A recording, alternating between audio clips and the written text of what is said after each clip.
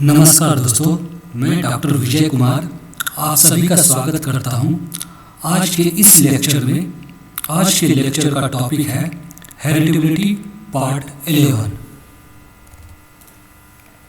दोस्तों, जैसा कि आप सभी को मालूम है कि मेरे लेक्चर हिंदी और इंग्लिश दोनों लैंग्वेज में अवेलेबल है। आप मेरे चैनल पर आकर या फिर मेरे वीडियो के डिस्क्रिप्शन सेक्शन में जाकर आप मेरे वीडियो के दो लैंग्वेज में लिंक को एक्सेस कर सकते हैं।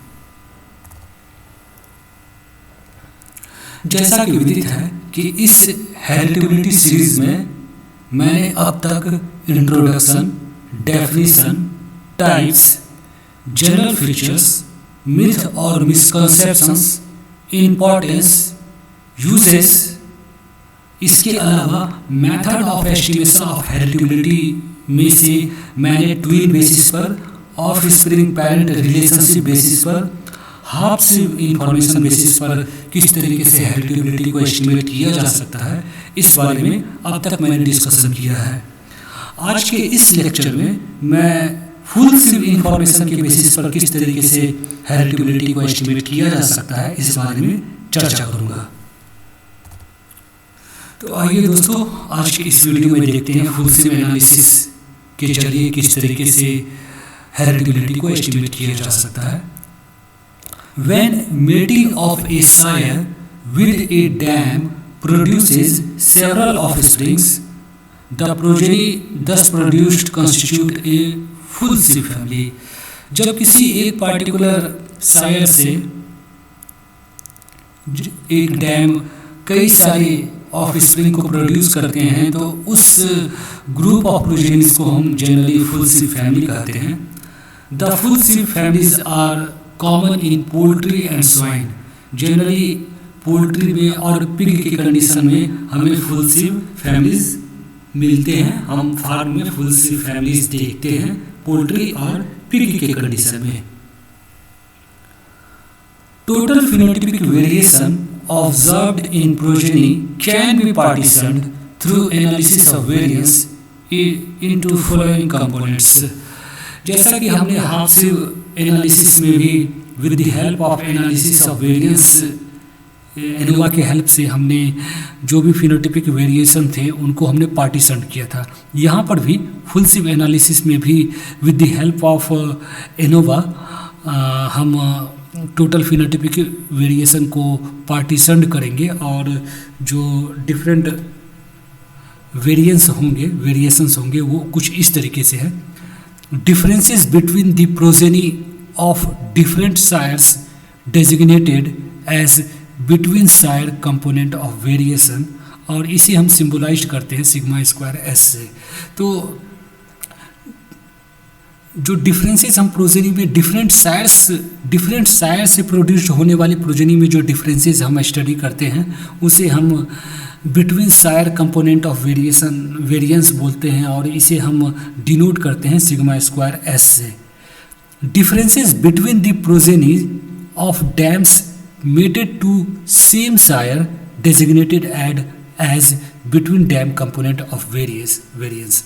अब जब हम डिफरेंस देखते हैं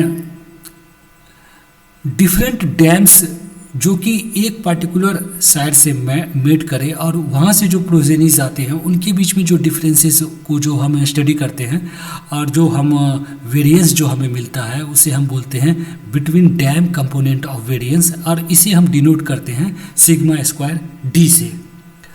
अब जो तीसरा वेरिएंस है वह यह है differences between progeny of the same dam designated as within dam component of variance। अब जो किसी एक डैम से डिफरेंट प्रोजेनीज पैदा हो रहे हैं उनके बीच में जो डिफरेंसेस होता है उसे जो स्टडी करते हैं वहाँ से हमें मिलता है within dam component of variance, और इसे हम सिग्मा स्क्वायर डब्ल्यू से डिनोट करते हैं। These three components of variance, for example sigma square s, sigma square d and sigma square w, computed by the analysis of variance are used for estimation of heritability as follow. अब हमने analysis of variance की मदद से sigma square S, sigma square D, sigma square W, ये within sire component, within dam component, ये सारे जो भी डिफरेंट वेरिएंस के कंपोनेंट है उसे हम with the help of analysis of variance हम स्टडी करते हैं। और फिर ये जो फार्मूला है, हमने 3 फार्मूला दिखा रखे हैं, इन फार्मूला की मदद से हम हेरिटेबिलिटी को एस्टिमेट कर सकते हैं। हेरिटेबिलिटी भी 3 तरीके से यहाँ पर निकाले जा सकते हैं। Heritability from sire component, sire component को यूज़ करते हुए हेरिटेबिलिटी को एस्टिमेट करना हो तो फार्मूला है 4 sigma square S divided by sigma square S plus sigma square D plus sigma square W. यहाँ पर सायर कंपोनेंट से जो हम हेरिटेबिलिटी को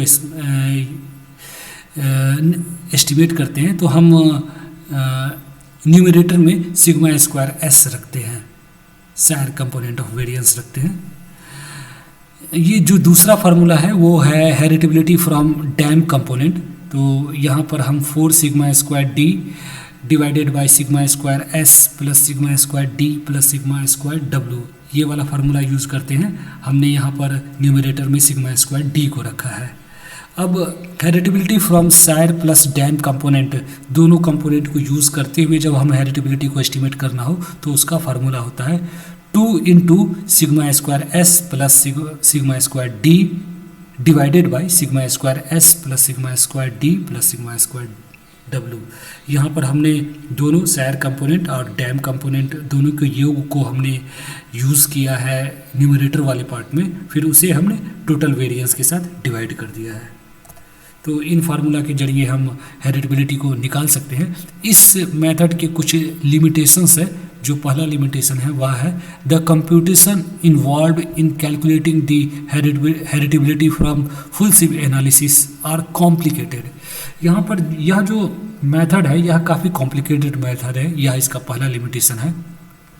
the full sib correlation method is not commonly used in most species of livestock because full sieve families of fairly large size are not available in single birth species। Generally live stock में generally जो species हम पालते हैं live stock के तौर पर, वहाँ पर फुल सिव जो एनालिसिस है वह कम से कम नहीं के बराबर यूज किया जाता है, क्योंकि इस तरीके की फैमिली जो है लार्ज साइज की फुल सिव फैमिली जनरली लाइव स्टॉक में ना के बराबर मिलते हैं। इस वजह से यह मेथड ज़्यादा यूज़ नहीं किया जाता है। जो तीसरा लिमिटेशन है वह है heritability estimated from full sib correlation method is an overestimate of the heritability in narrow sense because it include contribution of dominance and maternal effect. यहाँ इस मेथड को यूज़ करके जो हम हेरिटेबिलिटी को एस्टिमेट करते हैं वह ओवर एस्टिमेट होता है, जो एक्चुअल वैल्यू होता है उससे ज़्यादा होता है, क्योंकि यहाँ पर डोमिनेंस और मैटरनल इफेक्ट दोनों अपना रोल प्ले करता है और इसकी वजह से हेरिटेबिलिटी की वैल्यू ओवर एस्टिमेट हो जाती है। द मेथड जो लास्ट जो एक और लिमिटेशन है वह यह है, यह भी एक प्रमुख लिमिटेशन है। This method gives larger standard error than other method. इस मेथड को जो यूज करते हैं तो यहाँ पर स्टैंडर्ड एरर के ज़्यादा मिलती है हमें, यह भी इसकी एक लिमिटेशन है। तो दोस्तों आज के इस वीडियो में हमने फुल सिव एनालिसिस के जरिए हेरिटेबिलिटी को किस तरीके से एस्टिमेट किया जा सकता है इस बारे में चर्चा किया। आशा करता हूँ यह वीडियो आपको समझ में आया होगा और अच्छा भी लगा होगा। यदि कुछ समझ में ना आया हो तो आप मुझे मेरे कमेंट बॉक्स में लिखेंगे, मैं ज़रूर आपके को आंसर करूँगा और जो भी आपके डाउट्स होंगे वह क्लियर करने की कोशिश करूँगा। Thanks for watching my video. Thank you very much.